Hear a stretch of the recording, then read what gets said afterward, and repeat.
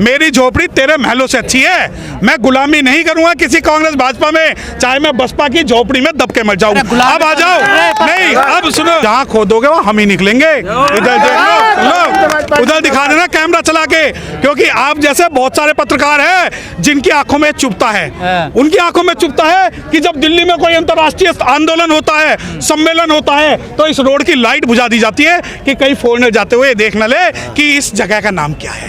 तो हम तब नहीं जब राजघाट के उस कोने पे ये सारे हरिजन सोए हुए थे, और जब बहन जी ने कहा था कि उस कोने पे तुम तो इस कोने पे हम तो वो वंशज हैं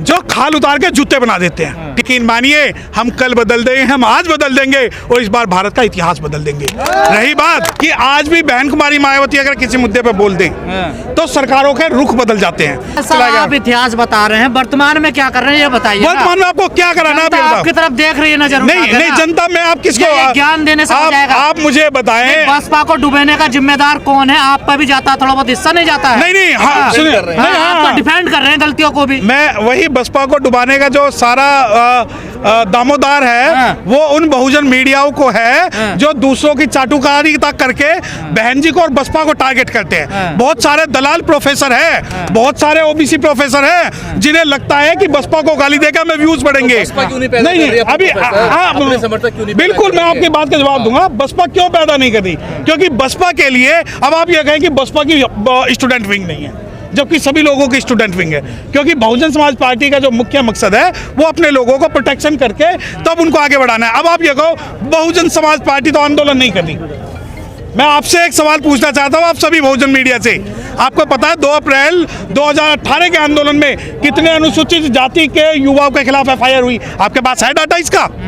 और आप सोचते हैं कि जितने भी अनुसूचित जाति के लोग हैं वो सड़कों पर जाए, वो डंडे खाए, वो अपने खिलाफ FIR कराए, उसके बाद ही मिशन मूवमेंट तैयार होगा। अब आपका सवाल, जो पढ़े लिखे लोग हैं वो हमारा विरोध कर रहे हैं, तो नहीं पढ़े लिखे लोग लाइए ना, पैदा करिए। नहीं देखिए 2 बात, मैंने पढ़े लिखे लोगों को कुछ नहीं कहा। मैंने कहा कुछ 2 कौड़ी के प्रोफेसर हैं, चाटुकार प्रोफेसर हैं, जिन्हें लगता है कि पूरे भारत के अंदर बहुजन समाज पार्टी की राजनीति गलत है। ये आपकी बात से एक बात ध्यान रखिए कि ये हो सकता है कि कहीं ना कहीं बहुजन समाज पार्टी के कुछ वरिष्ठ जो राजनेता हैं उनकी वजह से बहुजन समाज पार्टी के अंदर में कुछ कमियां आई हैं, और उनको जो है दूर करना जरूरी है। परंतु इसका मतलब ये नहीं कि पूरा का पूरा बहुजन समाज पार्टी का जो मिशन मूवमेंट और राजनीति है वो खराब है। और बहुजन समाज पार्टी की जो इंटेलेक्चुअल विंग है, जो बामसेफ विंग है, उसको एक्टिव होना पड़ेगा। ये सही सर, उसको एक्टिव होना पड़ेगा। पड़ेगा। देखिए अभी एक्टिव नहीं है। नहीं बिल्कुल नहीं, मैं ये मानता हूँ वो जो देखिए आज भारत के अंदर सैकड़ों बामसेफ चल रही हैं। एक बसपा की बामसेफ है, बहुत सारी कुछ ब्राह्मण वेशाम की भी बामसेफ है, कुछ खोरबा गड़े की भी बामसेफ है, परंतु जो बसपा की जो बामसेफ है वो कहीं ना कहीं नहीं, ये आज ही बामसेफ 2007 से पहले नहीं थी। ये नहीं थी, लेकिन उस वक्त इनका उस टाइम नहीं, उस वक्त जो है बहुजन समाज पार्टी की जो बामसेफ थी वो मजबूत थी। आप लोग जुड़ते थे, क्यों नहीं देखना चाहते? किसकी कमियां? अगर आपको ये लगता है कि ये जो भीड़ है इन सब में कमियां हैं, अगर आपको ये लगता है कि बहुजन समाज पार्टी का वोटर ही कमजोर है, तो आपकी जो कमियां हैं वो हर व्यक्ति को टारगेट नहीं कर सकती। आपको लगता है कि चुनाव लड़ना आपको लगता है कि अच्छी राजनीतिक सूझबूझ है? देखिए प्रवक्ता, अब 2 प्रकार के प्रवक्ता। देखिए आप अगर मुझसे इस बात को पूछ रहे हैं कि प्रवक्ता कौन, देखिए हमारा तो मीडिया भी आप लोग, हमारे प्रवक्ता भी आप लोग, हमारे वोटर भी आप लोग, हमारे सपोर्टर भी आप लोग, हमारी जो जुबान है वो बहुजन मीडिया है। आप प्रवक्ता की बात कर रहे हैं, अभी मेरे मनोज भाई यहाँ से गए, बहुत सारे जो एडवोकेट्स हैं दिल्ली के अंदर, बहुत सारे लोग हैं जो बहुजन समाज पार्टी की जो बात है प्रमुखता से रखते हैं। अगर आप मुझे प्रवक्ता नहीं मानते, क्योंकि मैं NDTV पे नहीं बैठता, क्योंकि मैं जी न्यूज़ पे नहीं बैठता, क्योंकि मैं आज तक पे नहीं बैठता, तो आपकी कमी है। मेरे लिए आप मुझे बताएं ना, अगर हम आज यहाँ खड़े हुए हैं, हम बहुजन समाज पार्टी के ऑफिशियल प्रवक्ता चाहे ना हो, परंतु कार्यकर्ता होने के हैसियत से बन जाओगे, एक लेटर आएगा। नहीं आने दे। गिरते हैं मैदान जंग में सहसवार, वो भला क्या गिरे जो घुटनों के बल चले। आप मुझे ये बताओ किस पार्टी के कार्यकर्ता को लेटर नहीं आते? अगर आप भाजपा से निकाल दिए जाओ तो आप मुर्गा बनकर एक्सेप्ट कर लोगे, आप कांग्रेस से निकाल दिए जाओ तो आप जो है दरी बिछाकर सो जाओगे, अगर आप बसपा से निकाल दिया जाओ तो बहुत सारे जो बहुजन भांड पत्रकार है वो कहेंगे वो बहन जी ने निकाल दिया। मुझे एक बात बताएं, जब आकाश आनंद जी को पार्टी से निकाला गया तो बहुत सारे भान मीडिया ने ये बात कही कि अरे आकाश आनंद निकाल दिया पार्टी से, आकाश आनंद निकाल दिया पार्टी से, और सभी चैनलों ने तो निकाला नहीं था। सुनिए ना, पूरी बात पहले पूरी बात सुनिए। सभी ने ऐसे छाती पीट के मातम बनाया जैसे उनकी लुगाई भाग गई हो। परंतु जब आकाश आनंद जी वापस पार्टी में आए तो क्यों आपके मुंह में दही जम गई थी? क्यों जम गई थी?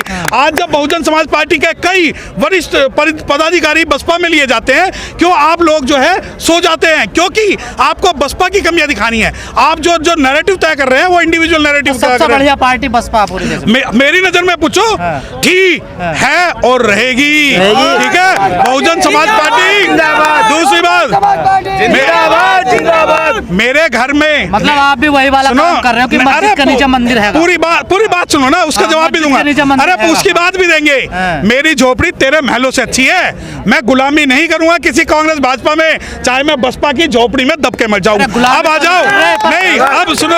अरे गुलामी अभी वो सुनो। गुलामी। अरे सुनो। अरे अब सुनो ना, अब अंधभक्ति की आपको जवाब दे दूं। आपने क्या कहा? नो, हमारे जैसे वफादार कम ही निकलेंगे, जहां खोदोगे वहां हम ही निकलेंगे। इधर देख लो, उधर दिखा देना कैमरा चला के, क्योंकि आप जैसे बहुत सारे पत्रकार हैं जिनकी आंखों में चुभता है। उनकी आंखों में चुभता है कि जब दिल्ली में कोई अंतर्राष्ट्रीय आंदोलन होता है, सम्मेलन होता है, तो इस रोड की लाइट बुझा दी जाती है कि कई फॉरेनर जाते हुए देख न ले कि इस जगह का नाम क्या है। दूसरी बात, आप इसे खोद दीजिए, आप लखनऊ को खोद दीजिए, और 5 साल के अंदर, वो तो एक छोटी बात है कि भाई हमने क्या बनाया, क्या दिखाया। आपको एक बात बताऊं, आप लोग वही हैं जो किसी भी बुद्ध विहार के बारे में नहीं बोलते। आप लोग मंदिर के बारे में बोल लेंगे, आप लोग मस्जिद के बारे में बोल लेंगे। आपको पता है कि अगर हमने बोल दिया कि जगन्नाथ मंदिर के नीचे बुद्ध विहार है तो आपके जो रिव्यू हैं वो कम हो जाएंगे, आपके व्यूज हैं वो कम हो जाएंगे। आप फिर आएंगे कोर्ट क्यों नहीं जाते हैं आप जगन्नाथ के नीचे? जब अरे गए थे हम कोर्ट में, आपका डाटा बता दूं, हम सुप्रीम कोर्ट में गए थे और हमने कहा था सुप्रीम कोर्ट से कि भाई जो अयोध्या के अंदर जो भी अवशेष मिल रहे हैं भगवान बुद्ध के, उन्हें प्रिजर्व किया जाए। तो सुप्रीम कोर्ट ने अपने आकाओं से डाक चल ली और 2 लाख रुपए का कोष लगा दिया। और दूसरी बात, डरे नहीं। डरे तो हम तब नहीं जब राजघाट के उस कोने पे ये सारे हरिजन सोए हुए थे, और जब बहन जी ने कहा था कि उस कोने पे तुम तो इस कोने पे हम, तो हम तो वो वंशज हैं जो खाल उतार के जूते बना देते हैं। ठीक है, डरने की बात होती ना। आज ये हजारों लाखों जो सपूत खड़े हुए हैं, इन्हें किसी पद का लालच नहीं है। ये 500-1000 रुपए और पौवे में बिकने वाले लोग नहीं है। सुनो, अगर आपको मैं बता दूं डरने वाली बात, एक प्रिय साथी आजकल, उन्हें भी आप हरिजन को कह रहे हो क्या? नहीं, मैं तो सबको उधर चले गए। सुनो, अरे मैं तो हरिजन हो गए क्या? देखो, नहीं देखो, 2 बात सुनो। एक होता, अरे सुन तो लो, एक होता हरिजन, एक होता दरिजन, एक होता गिरिजन। अब आ जाओ मित्र की। मेरा मित्र कौन? बुरा जो ढूंढन मैं गया तो बुरा ना मिलिया कोई, जो तन झाका अपना तो मुझसे बुरा ना कोई। मैं तो सावन का अंडा हूँ। मेरा जो मित्र है वो बहुजन समाज पार्टी का और नीले झंडे वाला है। और सुनो, देखिए सुनो, इस बात का जवाब आप जब अगर 25 साल पहले पूछते ना, जब आप जैसे लोग कहते थे ये अरे ये जो है साइकिल पे जो है काशीराम डोल रहा है, जब आप जैसे लोग ये बोलते थे कि साहब काशीराम साइकिल पे डोल रहा है, ये सीएम तो क्या, एक जो है वो पंचायत सदस्य नहीं जीत पाएगा, उसने सीएम बना दिया। और रही बात पीएम की, जिस दिन आप जैसे बहुजन मीडिया के लोग हमारी आवाज जन जन तक पहुंचा देंगे ना, यकीन मानिए हम कल बदल देंगे, हम आज बदल देंगे, और इस बार भारत का इतिहास बदल देंगे। रही बात आप ये कमियां दिखाते हो भाई। देख सुनो, एक बात बता रहा हूं, मेरी माँ काली हो या पीली हो, वो ऐश्वर्या राय से खूबसूरत है। मेरा घर टूटा हुआ या झोपड़ी का हो, वो तुम्हारे महलों से खूबसूरत है। और मेरी बहुजन समाज पार्टी, चाहे उसमें 1 विधायक हो या 0 विधायक हो, जब तक बहन कुमारी मायावती जिंदा है, जब तक साहब काशीराम की विचारधारा जिंदा है, हम मरते दम तक हम पैदा नीले झंडे के साथ हुए और हम मरेंगे भी नीले झंडे। और बहन कुमारी मायावती और साहब काशीराम ने बोल दिया था कि एक दिन वो आएगा जब ये लोग आपको पार्लियामेंट में बाबा साहब पे माला नहीं चढ़ाने देंगे। और यही कारण था कि आप कैमरे वालों की नजरों में, आप पत्रकारों की नजरों में ये दलित प्रेरणा स्थल नजर नहीं आता। और आज पार्लियामेंट सूना पड़ा है और दलित प्रेरणा स्थल भरा हुआ है। अगर आपके कैमरे का एंगल बढ़ सकता है तो उधर घुमा के देखिए। और जब समाज की क्षति की बात है तो आप यकीन मानिए 2 प्रकार के लोग हैं, एक अम्बेडकराइट, एक नॉन अम्बेडकराइट। अब अम्बेडकराइट में दो प्रकार के लोग हैं, एक बसपाई है, गैर बसपाई। जो गैर बसपाई है उनके बवासीर हो जाती है यहाँ आने में। दर्द होता है कि यार बाबा साहब पे माला कहाँ चढ़ाऊं, पार्लियामेंट जाऊं या दलित प्रेरणा स्थल जाऊं। और दलित प्रेरणा स्थल गया तो जो पूर्वज मेरे हरिजन थे, जिनकी रगों में गांधी का खून है, जिनकी रगों में कांग्रेस का खून है, वो बोलते नहीं बन रहे कि बाबा साहब डॉक्टर भीमराव अम्बेडकर साहब क्या क्षति। 5 साल बहन जी का बहुजन समाज पार्टी का राज रहा और इसके जैसे जो है फिल्म के ट्रेलर, दलित प्रेरणा स्थल जैसे, लखनऊ जैसे हमने जो है पूरे उत्तर प्रदेश में खड़े कर दिए। रही बात कि क्या बाबा साहब डॉक्टर भीमराव अम्बेडकर साहब का परिनिर्वाण हमारे लिए प्राथमिकता है या राजनीति प्राथमिकता है, तो आज मैं आपको बता दूं कि आज जब हम यहाँ पर हैं तो राजनीति से ज़्यादा जरूरत जो है वो सामाजिक परिवर्तन की है। चुनाव लड़ना बंद कर दिए जाएंगे फिर? चुनाव देखिए, हमारे लिए चुनाव की स्थिति में कोई भी परिवर्तन नहीं आया है। अगर आप ये सोचते हैं कि ईवीएम हटाकर हम जीत जाएंगे तो बिल्कुल नहीं जीतेंगे। देखिए, सबसे पहले हमारी जो है नकली बैलेट बनते थे, नकली बैलेट के बाद में बूथ कैप्चरिंग होती थी, बूथ कैप्चरिंग के बाद में रिटर्निंग ऑफिसर खरीदा जाता था। ये सवाल ये है सरकार की, क्या बसपा को चुनाव लड़ना छोड़ देना चाहिए अब? देखिए, अगर ये सवाल सरकार बंद कर देना चाहिए। नहीं, आप मुझे एक बात बताओ, अगर राजनीति में जीतना ही क्राइटेरिया है तो सबसे पहले आप उंगली बाबा साहब पे उठाए ना, क्योंकि बाबा साहब कभी भी राजनीतिक रूप से कोई चुनाव जीतकर नहीं आए। और उस बाबा साहब के राजनीतिक कैरियर का अगर आप एग्जाम्पल देके कहें तो कि बाबा नहीं, साहब की तुलना बसपा से होगी। नहीं, मैंने क्या कहा कि अगर अभी तो। पूरा सुनिए ना। अब अगर आप ये सोचते हो कि बाबा साहब राजनीतिक रूप से सफल नहीं हुए तो साहब काशीराम जी को भी ये मिशन मूवमेंट नहीं चलाना चाहिए था। अब आ जाओ कि सामाजिक रूप से बाबा साहब मजबूत थे ना, आप तो सामाजिक रूप से भी मजबूत नहीं हो और राजनीतिक रूप से भी मजबूत नहीं हो, आप तो किधर हो ही नहीं। हाँ, अब मैं पहले आपको सामाजिक रूप से बता दूं, क्या सामाजिक रूप से मजबूती चाहते हैं आप? क्या बताइए। नहीं, मैं आपसे पूछता हूं कि सामाजिक रूप से मजबूती का मतलब ये है कि आज भी बहन कुमारी मायावती अगर किसी मुद्दे पे बोल दें तो सरकारों के रुख बदल जाते हैं। अब आ जाओ राजनीति की बात। आप राजनीति में हमें कह रहे हैं, हमें ये दोष दे रहे हैं कि भाई बसपा की कमियां हैं जो हम हार रहे हैं। आप ये मानिए कि भारत के अंदर अगर सब क्लासिफिकेशन के मुद्दे पर अगर कोई पार्टी बोली तो बहन कुमारी मायावती बोली। और आपको सामाजिक मुद्दा नहीं है कि उस पार्टी ने सब क्लासिफिकेशन के खिलाफ बोला, बहन कुमारी मायावती ने बोला। अब आ जाओ राजनीति की बात।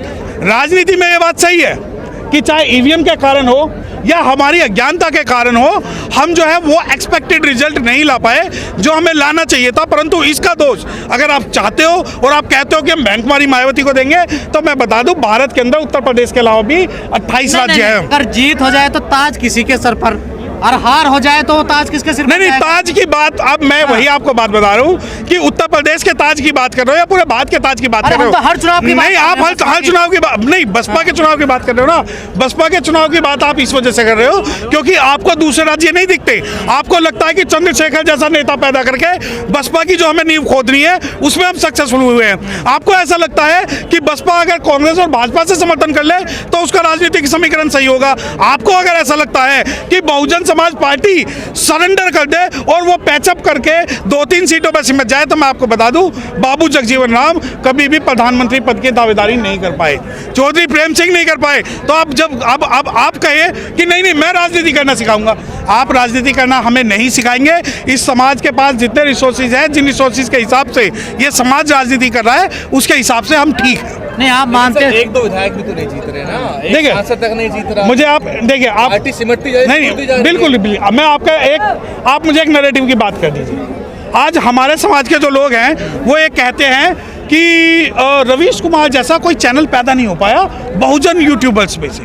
क्या बहुजन समाज पार्टी की जो राजनीतिक सक्रियता है वो कम हुई है या ज़्यादा हुई है? तो मैं आपको बता दूं कि बहुजन समाज पार्टी अब एक हमारे राज्यसभा सांसद है रामजी गौतम। उन रामजी गौतम के खिलाफ एक प्रोपेगेंडा चलाया जा रहा है कि वो ऐसे एक वो वैसे। इसी प्रकार का जो प्रोपेगेंडा है वही बहन कुमारी मायावती जी के खिलाफ चलाया जा रहा है। यही प्रोपेगेंडा ये है जो आकाश आनंद जी के खिलाफ